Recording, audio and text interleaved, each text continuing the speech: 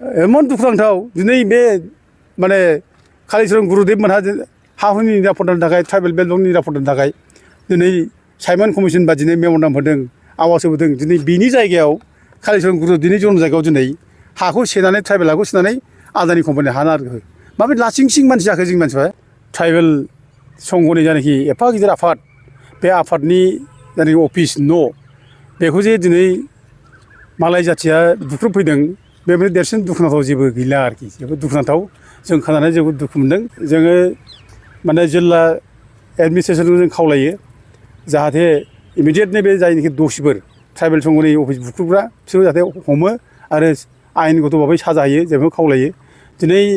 tribal संघआबो strong जानांगौ गोरा जानांगौ जों लुबैयो क'क्राझार माने हार्टलेण्ड क'क्राझारनि बिखायाव बिदि जादों दा बेखौ जों गोरलै लानो नाङा दा दिनै बे हाया ट्राइबेल एरियाखा ट्राइबेलफोरनिखा जों बेखौ लाय होनो नाङा आरो बेनि सायाव एक्सन जानांगौ स्ट्रंलि ट्राइबेल संघनि बिबानगिरिफोर बिसोरखौ दिनै जों ट्राइबेलनि हा हुनि खेथ्रआव सिरि थानाय जों नुगासिनो दं दिनै ट्राइबेलनि हा दिनै मोनफा मोनफा सेगासिनो दं ट्राइबेल हाखौ ट्राइबेल बेल्टनिफ्राय गुबुन हारिनि मानसिफ्रा हा सेन लागासिनो दङ दिनै गभर्नमेन्टआ ट्राइबेल बेल्टनिफ्राय इलिगेल एनक्र'चमेन्टखौ होखाराखै बेखौ होखारनांगौ दिनै ट्राइबेल संघआ बिनि सायाव जेबो बाथ्रा बुङा दा मानो बुङाखै दा जों बुंजानो लुबैदों जिहेतु गुवाहाटि हाइकर्टआबो दिनै ट्राइबेल बेल्ट ब्लकनिफ्राय इलिगेल एनक्र'चमेन्टखौ होखारनांगौ होनना बुंदों दा बे खेथ्रआव दिनै जोंनि आफादफ्रासो जेबो बुङा होमब्ला जों ट्राइबेलनि हाखौ जों बोरै निरापत्ता होनो दा जों खोनानो मोन्दों प्रमद बर'आ उल्था माने बे हा थांजानाय बर'फोरनो 1 बिघा होगोन आरोखि माने आदानि कम्पानिनो टार्मिनेल पावार प्रजेक्ट खालामनानै माने बर'खौ आलाय सिलाय खालामगोन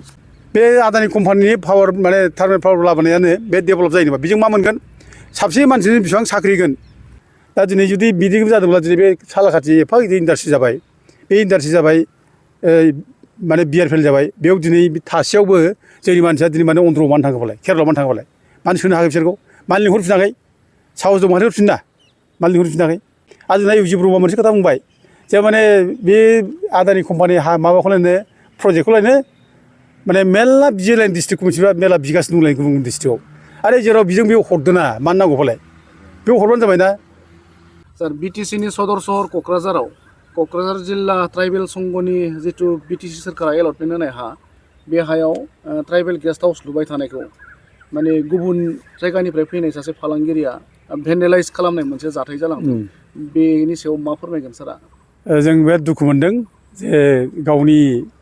माने उथुमै जायगा माने बड'लेण्डनि जायनि केपिटेल बे केपिटेलावनो जे ट्राइबेलनि हाखौ दिनै गुबुना फैनानै सेनानै लाफैनो नागिरदों आरो बे ट्राइबेल संघनि जायनाखि एफा गिदिर आफाद बे आफादनि जायनाखि अफिस न' बेखौ जे दिनै मालाय जाथिया बुख्रुबफैदों बेबायदि देरसिन दुखुनांथाव जेबो गैला आरोखि जोबोद दुखुनांथाव जों खोनानानै जोबोद दुखु मोनदों जों मैया बनसु ट्राइबेल स्टुडेन्टस इउनियन जों ज' थांनो नागिरदोंमोन नायनो खिन्थु सम मोनाखै जों दुखु मोनदों आरो लोगोसे जोङो माने जिल्ला एडमिनिस्ट्रेसनखौ जों खावलायो जाहाथे इमिडियेटलि बे जायनाखि दसिफोर ट्राइबेल संघनि अफिस बुख्रुबग्रा बिसोरखौ जाहाथे हमो आरो आयेनगत भाबै साजा होयो जों बेखौ खावलायो दिनै ट्राइबेल संघआबो स्ट्रं जानांगौ गोरा जानांगौ जों लुबैयो दिनै एफा गिदिर ट्राइबेल संघनि माने अफिसखौ जुदि बुख्रुबनो हादोंब्ला दिनै बे फिसा फिसौ जोंनि संगठननि अबस्थाफ्रा मा जागोन बे गोथौ साननो गोनां बाथ्रा आरो बेबो क'क्राझार माने हार्टलेण्ड क'क्राझारनि बिखायाव बिदि जादों दा बेखौ जों गोरलै लानो नाङा दा दिनै बे हाया ट्राइबेल एरियाखा ट्राइबेलफोरनिखा बे ट्राइबेलफोरनि हायाव माने आर्मिफ्रा फैनानै थाफैदों बिराद गोबावनिफ्राय बेयाव केम्प खालामनानै थाफैदों बे माने बिटिसि एरियायाव आगोलाव जोंनि जायनि गेजेराव जायनाखि इनसार्जि जादोंमोन बे इनसार्जिखौ माने कन्ट्रल खालामनो थाखाय आर्मिफ्रा बे जायगायाव हा लानानै थाफैदों बे हाया बे एरिया गौरांजों हयथ' माने माबानाय लोमनानै गौरांनि सहर गालांनाय बे हाबि दा बेयाव आर्मिफ्रा लुनानै लाबाय दा आर्मिफ्रा थांबाय आर्मिफ्रा थांनानै सोर होलांनो हाखौलाय बेयावथ' बिटिसिजों गथायनांगोन मालिकआथ' बिटिसि हानि मालिकआ दा बिटिसिजों गथायलांबाय दा बिटिसिजों गथायलांनानै दिनै बिटिसिया सोरनो होनो बे लकेल ट्राइबेलफोरनो होनांगोन दा लकेल ट्राइबेलफोरनो लकेल बर'फोरनो होबाय दा लकेल बर'फोरनो होनानै दिनै ट्राइबेल संघआ दिनै मोनसे आसामनि बिराद गिदिर आफाद हिसाबै बिसोर दिनै बेयाव अफिस लुबाय दा बे अफिस लुनायखौ बोरै साफा सानै सोरबा माने नन ट्राइबेला बेखौ बोरै माने गावसिनि होननानै दाबि खालामनो हायो बोरै बेखौ बुख्रुबनो हायो बेथ' बिराद अननाय बियो जों बेखौ लाय होनो नाङा आरो बेनि सायाव एक्सन जानांगौ स्ट्रंलि जों बेखौ दाबि खालामो आरो ट्राइबेल संघखौ जों खावलायो ट्राइबेल संघआ बेनि सायाव माने गोख्रों जानांगौ आरो सेन्ट्रेल माने आफादनि ट्राइबेल संघनि बिबानगिरिफोर बिसोरखौ दिनै जों ट्राइबेलनि हा हुनि खेथ्रआव सिरि थानाय जों नुगासिनो दं दिनै जेबो बुङा दिनै ट्राइबेलनि हा दिनै मोनफा मोनफा सेगासिनो दं ट्राइबेल हाखौ ट्राइबेल बेल्टनिफ्राय गुबुन हारिनि मानसिफ्रा हा सेन लागासिनो दङ दिनै गभर्नमेन्टआ ट्राइबेल बेल्टनिफ्राय इलिगेल एनक्रोचमेन्टफोरखौ होखाराखै बेखौ होखारनांगौ दिनै ट्राइबेल संघआ बेनि सायाव जेबो बाथ्रा बुङा दा मानो बुङाखै दा जों बुंजानो लुबैदों जिहेतु गुवाहाटि हाइकर्टआबो दिनै ट्राइबेल बेल्ट ब्लकनिफ्राय इलिगेल एनक्रोचमेन्टफोरखौ होखारनांगौ होनना बुंदों दा बे खेथ्रआव दिनै जोंनि आफादफ्रासो जेबो बुङा होमब्ला जों ट्राइबेलनि हाखौ जों बोरै निरापत्ता होनो आरो जों ट्राइबेलनि हाखौ निरापत्ता होनो जोंथ' आवगायबोआखिसै आरो गावनि न'आव लुनाय दिनै गावनि अफिस बेबो बुख्रुजाबाय बिसिबां अननाय बियो दा बे गतिके दायथ'आ दिनै ट्राइबेल संघनि ट्राइबेल संघआ स्ट्रं जानांगौ ट्राइबेल संघआ आवगायबोनांगौ आरो ट्राइबेलनि जेसेबां हा हु दं बेखौ उद्धार खालामनो थाखाय जों माने बिथांमोनखौ माने सिगां होनो थाखाय जों खावलायो दा बेबायदिनि गेजेरावनो ट्राइबेल बेल्ट एन्ड ब्लकनि हाखौहाय पर्बतजरानि बासबारि ओनसोलनि 3,000निबो बांसिन बिघाखौ आदानिनो गथायनो नागिरनाय जाथाय बेनि सायाव नोंथांमोना प्रटेस्टबो खालामबोदों दा बेनि सायावबो मा फोरमायबावगोन दा जोङो बे आदानि कम्पानिनो जानाखि हा होना दों 3,600 बिघा हा बेथ' धेमालि हा नङा बे जोंनि बर' फिसाफोरनि ट्राइबेलफोरनिनो हा बियो आरो बे हाखौ जों बोरै आदानि होनो दा दिनै बे जायगायाव बर'फ्रा बिराद माने बोसोरनिफ्रायनो दिनै नङा बिराद बोसोरनिफ्राय बे हाखौ माने लाबोदों बे हायाव माने आबाद मावनानै थाबोदों न' बां लुनानै आरामसे संसार जाबोदों दा दिनै फिसा फिसौ जाबाय दा भबिष्यतआ बे हायानो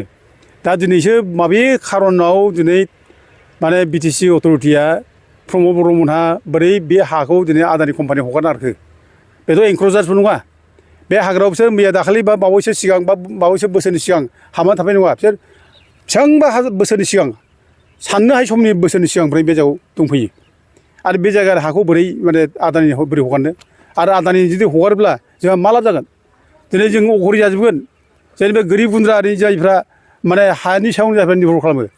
जायफ्रा हाखौ लानानै थांनानै थायो दा दिनै बे माने गोरिब गुन्द्रा बर' फिसाफ्रा आलाय सिलाय जागोन बे आदानि कम्पानियाव लाहैब्ला बहा थांनो दा जों खोनानो मोन्दों प्रमद बर'आ उल्था माने बे हा थांनानै बर'फोरनो 1 बिघा होगोन बे बाथ्राखौ उल्थासो बुंबाय दानिया बर' फिसाफ्रा बेयाव सोरहाबा 10 बिघा 15 बिघा हा दं सोरबा 20 बिघा हा दं दा नै बेफोर हा गोनां मानसिफोरखौ होखारनानै दिनै बिसोरनो उल्था मा जायो बिटिसिआ 1 बिघा होगोन जाबाय आरोखि माने आदानि कम्पानिनो टार्मिनेल पावार प्रजेक्ट खालामनानै माने बर'खौ आलाय सिलाय खालामगोन दा बेबायदि बाथ्रा आरोखि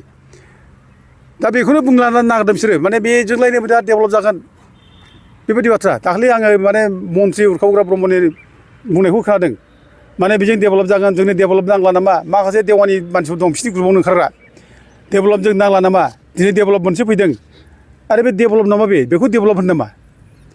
बे आदानि कम्पानिनि पावार माने टार्मिनेल पावार लाबोनायानो बे डेभेलप जायो नामा बेजों मा मोनगोन साबसे मानसिनि बेसेबां साख्रि होगोन खोन्थानायसाय मा ग्रेडनि मा केटेगरियाव होगोन खोन्था हायो नामा बिसोरो बोरै होगोन आरो बेयाव बिजनेस जागोन मा बिजनेस जागोन बेयाव मा बिजनेस दं बिदि जागोन नामा बेयाव खुनु डेभेलप जाया लकेल मानसिया खुनु बिजनेस मोना बेयाव जेबो साख्रिबो मोना बेयाव मालाय स्किल दानि दिनाव स्किल माने क्वालिफाइड मानसि नागिरो बेयाव जोङो सोरबा MA फरायबाबो मोननाय नङा नों सोरबा PhD फरायबाबो मोननाय नङा बेयाव स्किल माने क्वालिफाइड गोनां मानसि बे मोनगोन जायफ्रा स्किल दं बिसोर मोनगोन नङाबाथ' ओरै मोननाय नङा आरो सोर मोननो फालाय आरो बेयाव बिजनेसनि मा दं बेयाव बिजनेसनि जेबो जाया दा दिनै अबेबा माने दिनै जों मानसिया अबेबा माने हायद्राबादाव अन्ध्र प्रदेशआव केरेलायाव आं लेबार मावनो थाङो दा जों बेफोराव माने जोंनि मानसिया हाबनानै थानांगोन होनलाबायो दा दिनै जुदि बिदि जादोंब्ला दिनै बे सालाकाथि एफा गिदिर इन्डास्ट्रि जाबाय बे इन्डास्ट्रि जाबाय माने BRPL जाबाय बेयाव दिनै थासेयावबो जोंनि मानसिया दिनै माने अन्ध्रआव मानो थाङो फालाय केरेलायाव मानो थाङो फालाय मानो सोनो हागोन बिसोरखौ मानो लिंहरफिनाखै साहस दं मानो हरफिना मानो लिंहरफिनाखै दानि माने आरो जाथारै खोथा फुजासो ओरैनो बुंलाबायनानै मानसिफोरखौ मिसलेट खालामनो नागिरो आरो जोंना इउजि ब्रह्मआ मोनसे खोथा बुंबाय जे माने बे आदानि कम्पानि माबाखौलायनो प्रजेक्टखौलायनो माने मेरला बिजिलाइन डिस्ट्रिक्ट मोनसेफ्रा मेरला बिगासिनो दंलाय गुबुन गुबुन डिस्ट्रिक्टआव आरो जेराव बिजों बेयाव हरदोना मानो नांगौ फालाय बेयाव हरबानो जाबाय ना मानो हराखै बेयावलाय दा दिनै रायजो गेजेरावसो मोनसे बिभ्रान्त सृष्टि खालामनाय रायजोखौ माने फोलानानै रायजोखौ माने एरसन एरब्र खालामनानै गुलाय गुजाय खालामनाय बेल'सो दिनै बेसेबां साख्रि मोनगोन माबोरै डेभेलप जागोन बेखौथ' बुंनो हाया मा बिजनेस फैगोन बे जायगायाव बिजनेस खोथाखौथ' बिथाङा बुंनो हाया ओरैनो गोदाव सोराव आरो दा दाखालि आं खोनाबावबाय जे गावनि हाखौनो हगारबावनो दाना उरखावा दा 3600 बिगा बिदों आदानि 3600 बिगा हा नांगौ उरखावग्रा ब्रह्मआ हा दंना बिदि 3600 बिगा आदानि कम्पानि होनो अबाव दं बेलाय आरो दिनै बेहा गियान दंना गैया उरखावग्रा ब्रह्मआ जे tribal area tribal administration area बियो 6 शेड्युल एरिया बे 6 शेड्युल एरियायाव आंनि हा उरखावनि हा सोरनिबा हा बे हाया नोंनि मर्जि बादि नों फाननो हाया नोंनि इच्छा बादि नों सोरनोबा होनो हाया बे जायगायाव आयेन बादियै 6 शेड्युलनि नियम बादियैसो